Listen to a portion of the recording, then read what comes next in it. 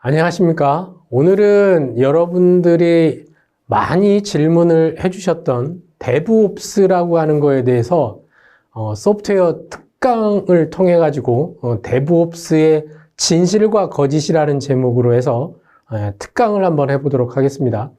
여러분들이 많은 궁금해하시는 질문사항을 보내주셨는데 그 중에서 핵심적인 거 우선 뽑아서 데브옵스라는 게 진짜 현실적으로 어떤 건지 마지막에 한번 집중적으로 한번 고민하는 시간을 가져보도록 할게요. 뭐 너무나 이게 공공적인 그래도 아카데미이기 때문에 데브옵스에 대해서 너무나 뭐 비판적으로 하면 또 다른 불편해 하시는 분들도 있을 수가 있기 때문에 실질적으로 너무나 진실면에서 이러이러한 것은 소위가 우리 표현으로 깐다고 하죠. 이건 다 허황이다 이렇게 표현하기는 좀 그래서 약간 그거를 부드럽게 유연하게 하는 부분도 고민을 해서 말씀을 드리도록 하겠습니다. 모든 게 뭐 항상 좋을 수만은 없기 때문에 여러분들이 다 그건 이해를 하실 거고요. 소프트웨어 공학과 학생 여러분들이 너무나 궁금해 하셨던 데브옵스라는 거에 대해서 실질적으로 어디까지가 진실이고 어디까지가 거짓인지 한번 실질적으로 파헤쳐 보도록 하겠습니다. 그래서 크게 1교시, 2교시로 나누어서 첫 번째는 데브옵스라는 게 어떻게 해서 탄생이 된 거냐라고 하는 데브옵스에 대한 출현 배경, 그리고 이게 데브옵스가 방법론은 아니지만 기존에 있던 소프트웨어 개발 방법론하고 도대체 어떻게 다르냐, 요거를 반드시 좀 이해를 해야 데브옵스라는 거를 이해하는데 훨씬 더 편해질 것 같아요. 그래서 전통적이었던 옛날의 소프트웨어 개발 방법론, 꼭 옛날이라고 표현하기는 그렇지만 최근까지도 쓰고 있는 뭐 폭포스 모델, 우리가 워터풀 모델이라고 하는 것도 있고 그런데 그런 방법론 모델들하고 한번 비교를 해볼게요. 두 번째 교시에는 실제로 실무에서 데브옵스라는 걸 어떻게 쓰고 있고 우리나라 특정 사례를 말씀드리기가 좀 그래서 대표적인 외국 사례 한 3가지를 가지고 우리 회사, 여러분들이 다니고 있는 회사에서는 혹시라도 어떻게 그러면 데브옵스를 실무에 응용할 수 있을까? 그리고 마지막으로 가장 중요한 부분, 데브옵스의 진실과 거짓 부분에서 데브옵스라고 하는 거를 한번 진짜 뿌리 깊게 한번 낱낱하게 민낯을 한번 파헤쳐 보도록 하겠습니다. 그래서 여러분들이 데브옵스를 들어가기 전에 조금 딱딱할 수도 있는데 이 부분은 빨리 진행을 하도록 하겠습니다. 소프트웨어 개발 방법론이라고 하는 걸 조금 이해를 하셔야 됩니다. 이미 여러분들이 아마 소프트웨어 공학 시간에 충분히 개발 방법론이라고 하는 거를 배우셨을 것 같기도 한데 정리를 해보자고 하면 메솔로지라고 하죠. 방법론을 메솔로지라고 합니다.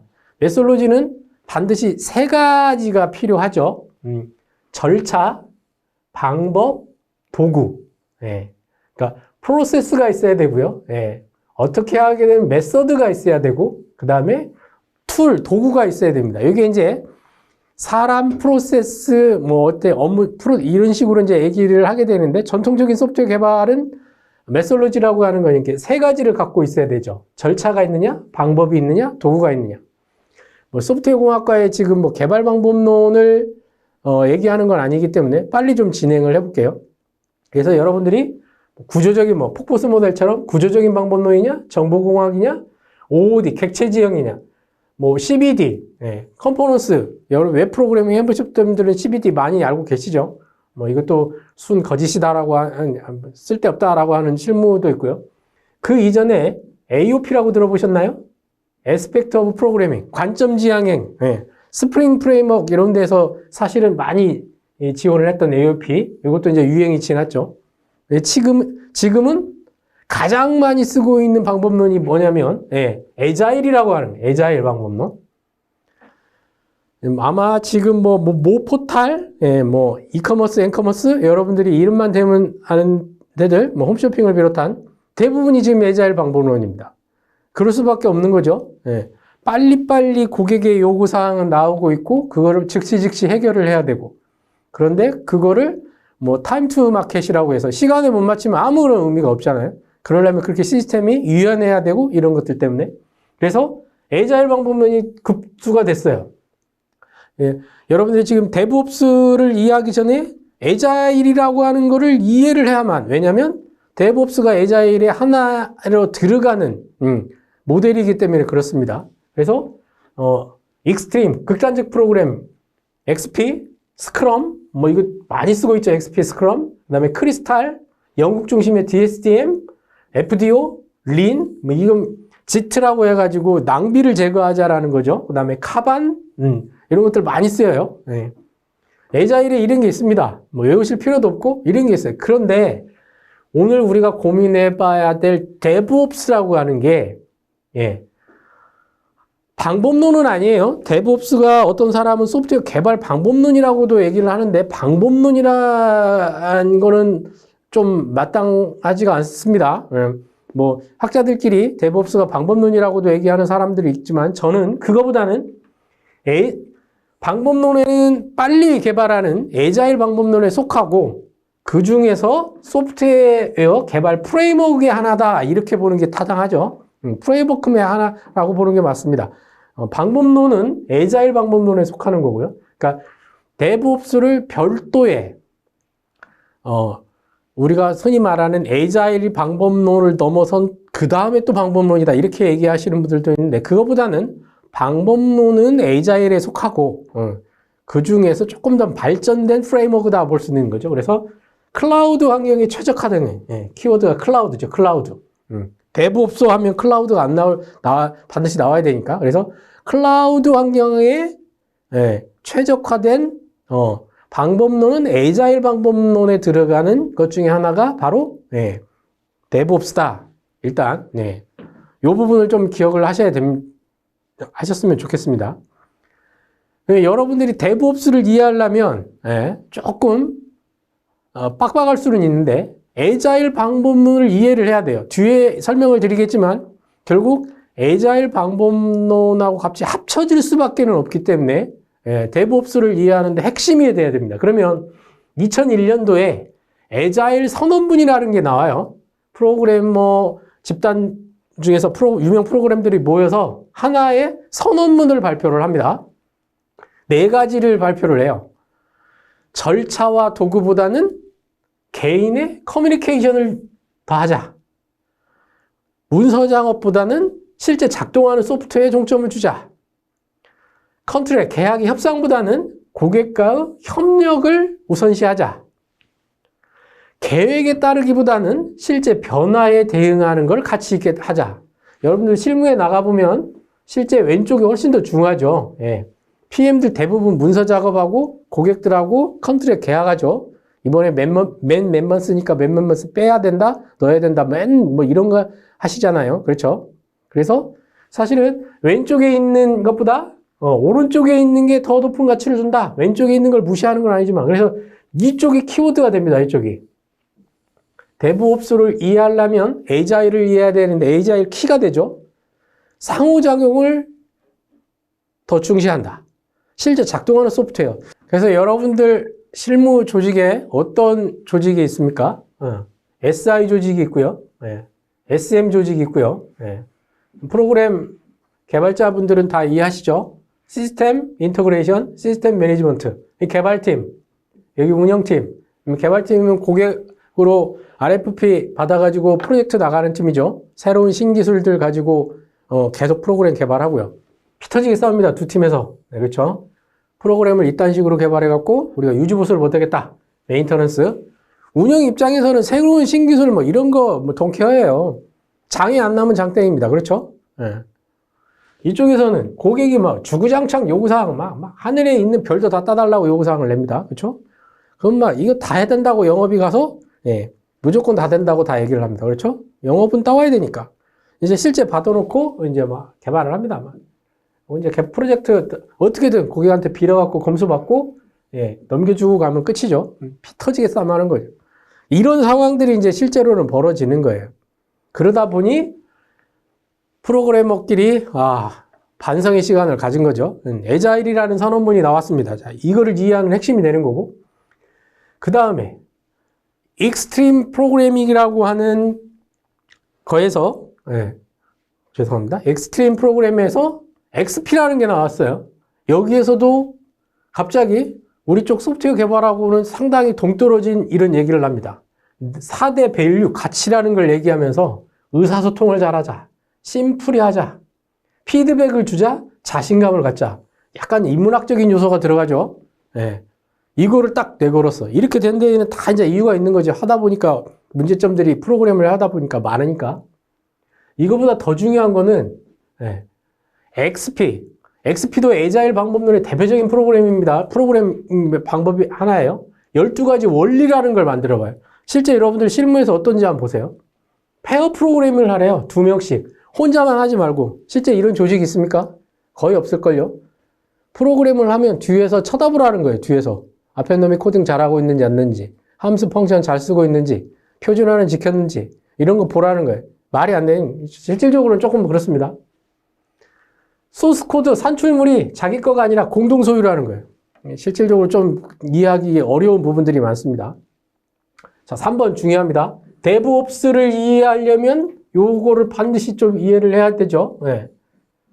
지속적인 통합, Continuous Integration인데 개발로 끝나지 말고 실제 운영과 똑같은 환경을 만들어라. CI에서 이제 CD까지 들어가는 건데 이거를 에자일에서 말을 해요. 에자일 방법론 XP를 조금 더 설명을 했지만 스토리보드를 만들고 시작하자. 이것도 좀 중요하죠. 짧은 배포 릴리즈 무슨 얘기예요? 빨리빨리 옛날처럼 프로그램 완전히 큰 덩어리 하나를 컴파일해 갖고 하지 말고 요구사항 받은 것끼리 빨리빨리 배포하고 릴리즈 하자라는 거예요. 이것도 상당히 어려운 얘기인데 메타포, 고객이 알아듣기 쉽게 IT쟁이들끼리 하는 프로그래머 용어 말고 쉬운 용어로 쓰자. 메타포, 은유를 하자. 여러분들이 혹시 프로그램 하다 보면 디자인 패턴이라는 게 있어요. 47가지 정도 있는데 무슨 얘기냐면 이런 환경에서는 이런 코드를 쓰면 좋아라고 앞에 선배 프로그래머들이 다 만들어 놓은 거 있어. 그걸 쓰라는 거예요. 근데 그렇게 쓰다 보니까 복잡해지더라는 거예요. 그래서 XP에서는 오히려 그런 거 쓰지 마라. 심플 디자인. 8번이 중요하죠, 또. 꼭 알으셔야 됩니다. TDD라고 하는데, 야, 프로그램을 할 때 무조건 테스트 우선 법칙 알아. 테스트 해봐가지고, 통과 못하는 건 안 돼. 무조건 테스트해. 이게 이제 JUnit이나 안트라는 게 나오는데요. 이것도 꼭 기억을 하셔야 돼요. 테스트 우선 원칙. DevOps를 이해하는 데 있어서 테스트 우선 원칙을 이해를 하셔야 돼요. 이미 에자일 방법론 중에 XP라는 게 테스트 우선 원칙을 하나의 원리로 했었다는 원리로. 그 다음에 리팩토링. 찾아보시면 코드 스메리블이라고 합니다. 완전 짜파게티 그 소스 코드를 보면 그러시죠? 여러분들끼리. 이거 누가 찬 프로그램이야? 개판이다. 이거 뭔 말인지 알아듣지도 못하고 유지보수를 할 수가 없네. 내가 새로 자르는 게 낫겠다. 코드 스멜, 코드에서 냄새가 난다. 그래서 이제 리팩토링을 수행하라고 그래요. 무슨 얘기냐면 껍데기는 그냥 놔두고 안에 있는 코드 중복, 복잡성을 제거하라는 거예요. 막 if, else then 해가지고 한 그게 10개야. 막 스위치 해갖고 뭐 나중에 뭐 그렇게 하면 판독이 불가능한 거죠. 네. 자바 같은 경우에도 막 여러 부분에 대한 익셉션 처리를 막 이리저리 해놓고 그런 것들을 리팩토링을 하라는 거예요. 내부 코딩을 수정하라. 여러분들 요거 고객 사이트 나가 있으면 지금 어떤지 모르겠어요. 지금 일주일에 이미 여기서는 말했어요. 딱 40시간만 근무하라. 예. 야간 근무하지 말라는 거예요. 야근. 업무 효율성에. 그러니까 일주일에 40시간만 딱 하루에 8시간만 하라는 거죠. 8시간. 실제로 프로그래머에 대한 그거를 해봤더니 이 시간이 넘어가면 실질적으로 효율성이 떨어진다라는 거예요. 이게 실제로 프로젝트 하시는 프로그래머들한테 이게 지금 적용되는 데가 있나요? 고객사, 갑사, 엘모 땡땡, 삼땡땡 이런 데에서 밑에 있는 외주사로 들어가면 이게 지키기가 어렵죠. 실질적으로. 개발자가 코피 나서 쓰러지고 과로로 쓰러지잖아요. 근데 실질적으로 XP에서 이미 일주일에 40시간만 근무하라고 이미 얘기를 했었다라는 거예요. 해보니까 이것도 지금 약간 우리 개발자들한테는 말도 안 되는 얘기인데 고객에게 상주하래. 커뮤니케이션을 강조한 거예요. 그만큼 커뮤니케이션이 중요하다. 코드 표준을 지켜라. 이게 주구장창 한 거고. 여러분들이 근데 XP의 12가지 원리 중에 반드시 알고 있어야 되는 게 DevOps를 이해하는 게 이미 XP라고 하는 이런 거에서는 CI, 짧은 배포, 테스트 우선, 일주일에 40째 이런 것들을 이미 말했다라는 이게 그대로 나중에 DevOps로 넘어옵니다. 실제로. 그래서 이 XP라는 거를 살펴보고 있는 거예요. DevOps를 알려면 XP, 스크럼을 꼭 아셔야 되기 때문에 이 얘기를 지금 해드리고 있는 거예요. 왜냐하면 DevOps를 할 때 이 얘기를 또 말씀을 드리기 때문에 그렇습니다. 죄송합니다. 이게 자꾸 페이지가 조금 그러는데. 그래서 XP 프로세스를 한번 보면, 실제로 XP 프로세스를 보면 어떻게 돼요? 유저 스토리, 이게 스토리보드예요. 만들고, 이게 이제 요구사항이잖아요. 여기에 이제 용어가 있습니다. 스파이크.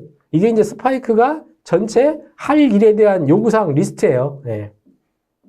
그래서 어떻게 하냐? 요거를 메타포 쉽게 얘기를 한 다음에 스파이크를 여기서의 스파이크는 우선순위를 말합니다. 우선순위. 그러니까 이번 주 크게 요구사항이 있는데 그 중에서 이번 주에 배포해야 될 스파이크라는 거예요. 그래서 그거에 대한 계속 릴리즈 플랜을 하고 반복하고 인수 테스트 하기 전까지 다 버그 잡고 계속 이 반복을 해갖고 고객이 인수 테스트를 하면 스몰 버전으로 배포를 하라 이거예요. 이게 전체적인 XP에 대한 부분입니다.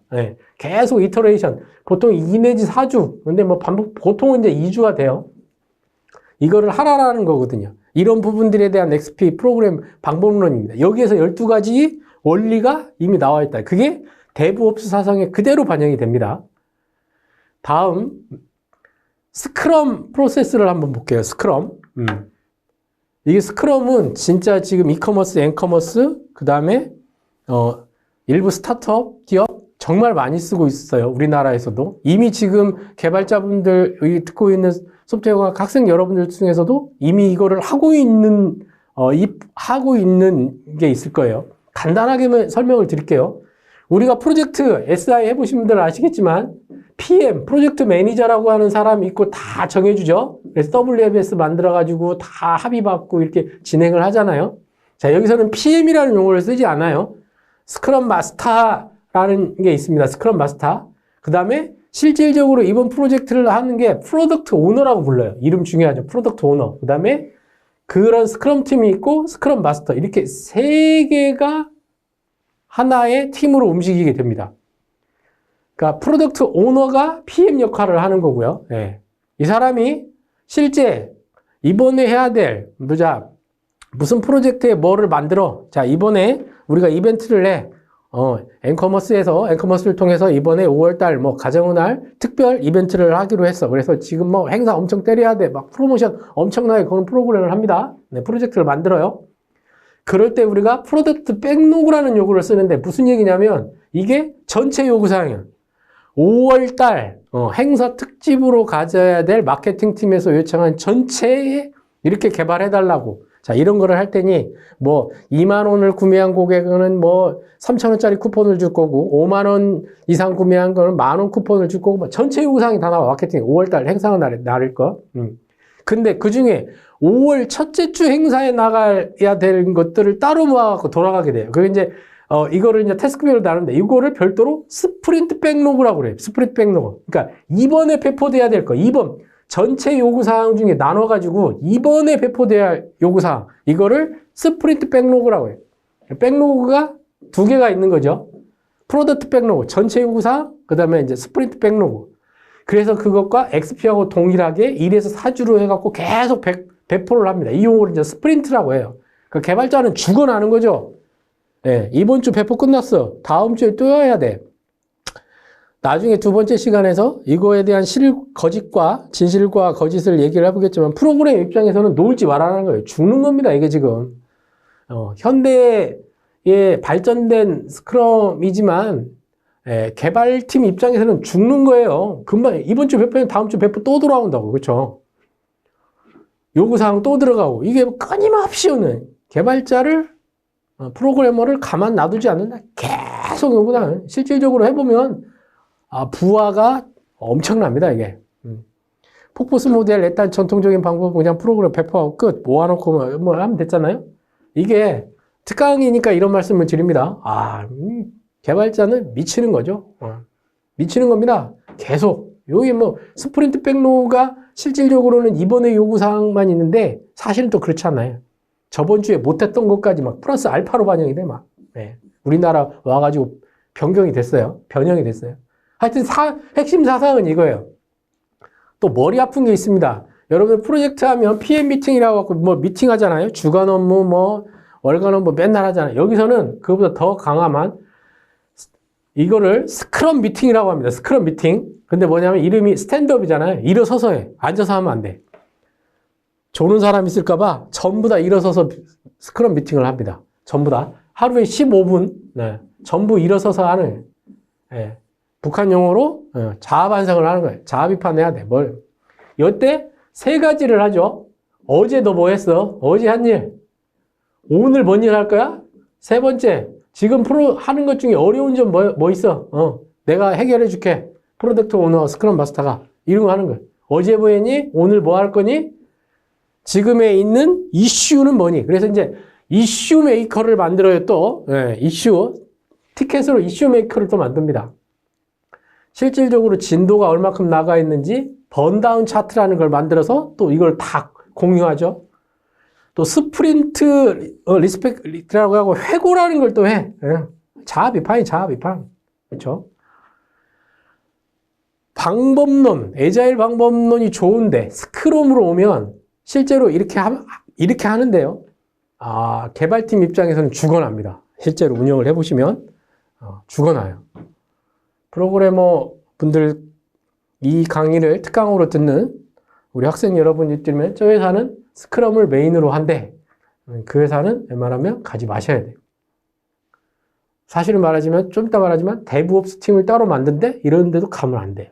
왜 그런지 말씀을 죽어나는 거예요. 실질적으로 보면 요 실제 프로젝트 SI성으로 했던 거를 실제 잘게 쪼개갖고 과거 프로젝트 했던 게 사실 마음 편했던 거고요. 개발자 입장에서 쉴 틈이 없어요. 쉴 틈이. 요구사항 받아야지, 번다운 차트에서 해야지, 회고해야 되지. 여기에서 이런 것들이 쉽지가 않아요. 넘어갈 때 코드 리뷰라는 과정도 다 거칩니다. 코드 리뷰. 내 프로그램 어떻게 짰다고 앞에 나가서 자아 비판하는 거예요. 네. 그럼 왜 코드를 프로덕트 오너 중에 스크럼 마스터 IT 좀 아시는 분들 있고 그러거든요. 요즘은 마케팅이나 이런 분들도 SQL 잘 하시는 분들도 있어요.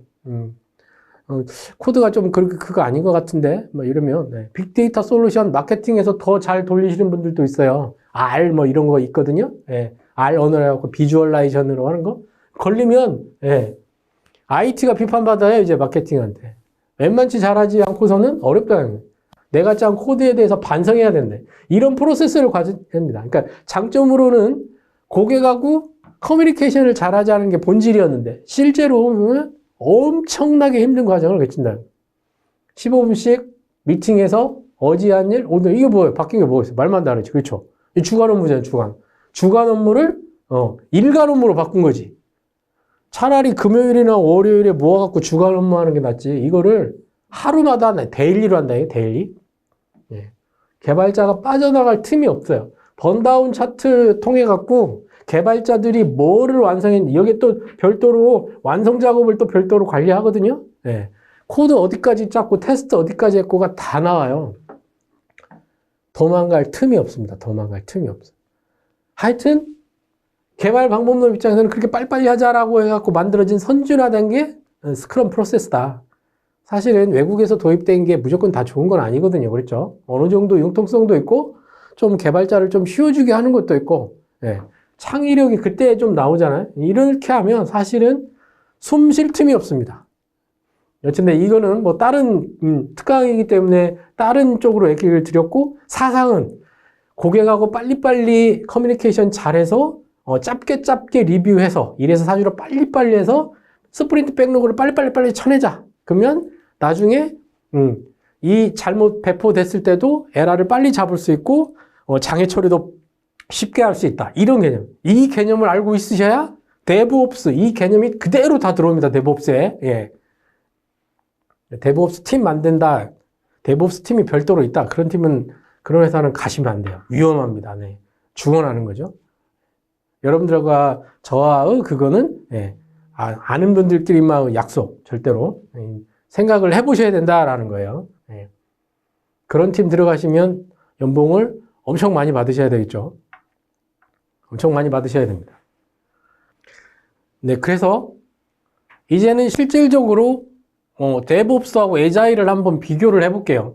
이 에자일하고 데브옵스를 비교한다는 것 자체가 약간 무리는 있는데 말씀드렸다시피 개념 정리를 좀 하셔야 돼요. 뭐 여러 달리 말씀하시는 분들도 있고 그런데 실무 경험상 에자일이 방법론이고 소프트웨어 개발 방법론이고 메설러지라고 그러죠. 네. 데브옵스는 방법론이기보다는 에자일 방법론에 들어가는 종류 중에 하나다. 근데 이제 그 중에서 조금 발전된 프레임워크로 보는 게 맞다고 그랬죠. 개발 환경. 이게 사실은 IT 조직 문화라고 보는 게 사실은 더 맞거든요. 네. 데브옵스 자체가 데브 플러스 옵스, 운영, 오퍼레이션의 개발과 운영을 합친 거라고요. 이게 이제 오해하시는 게 개발팀하고 운영팀을 합친다 그러는데 이거 아니에요. 굳이 팀을 합치시지 않으셔도 돼요. 네. 개발만 하고 운영만 한다라고 하는 관점을 통합하는 거지 개발팀하고 운영팀을 합쳐갖고 데브옵스 팀을 만든다 이런 개념이 아니라고요. 그렇죠. 오히려 그게 더 잘못된 경우도 있어요. 개발 팀은 따로 존재하는데 실제로 보니 개발팀에서 운영도 하고 운영에서 개발도 해. 그게 바로 데브옵스인 거예요. 이게 조직 문화, IT 조직과 팀이 바뀌는 겁니다. 팀. 예. 그래서 사실은 개발 방법론이라기보다는 어떻다고요?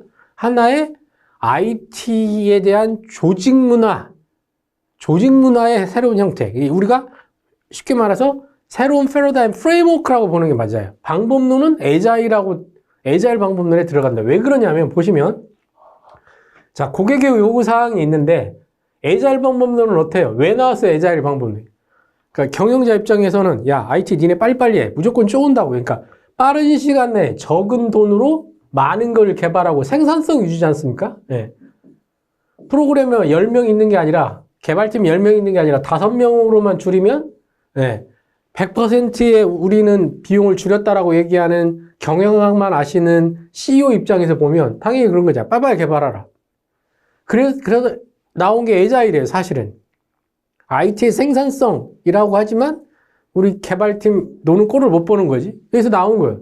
이 개발 테스트팀이 별도로 개발 테스트팀이 했었는데 그거를 에자일은 어떻게 해요? 실제로 보면 어떤 거를 디자인하고 빌드해서 테스트하고 실제로 실행하는 게 에자일인 거잖아. 여기는 에자일은 실제로 운영으로 넘어가는 것까지는 지배하지 않아요. 여기 개발팀이 별도로 있다, 별도로. 근데 데브옵스는 뭐예요? 디벨롭먼트와 그러니까 개발과 운영이 합쳐집니다. 여기에서 개발 테스트가 다 끝난 거를 받아와서 운영까지 한다고. 이 부분을 다 한다고. 실제로. 자, 테스트 된 부분부터 다 받아와갖고 디플로이가 되는 디플로이. 이게 바로 이제 데브옵스입니다. 빌드를 하는 거잖아요. 그러니까 실제로 데브옵스를 전통적인 우리가 구조적인 방법론부터 쭉 하나의 좀 더 소프트웨어 어플리케이션을 개발하기 위한 새로운 메설러지 개발 방법론이다? 라고 하는 것보다는 하나의 프레임워크, IT 조직 문화라고 보는 게 맞다라는 거예요. 방법론은 에자일에 들어가고 이런 환경들을 다 갖는다고요. 데브옵스가 이런 환경을 안 갖느냐? 그렇지 않아요. 네.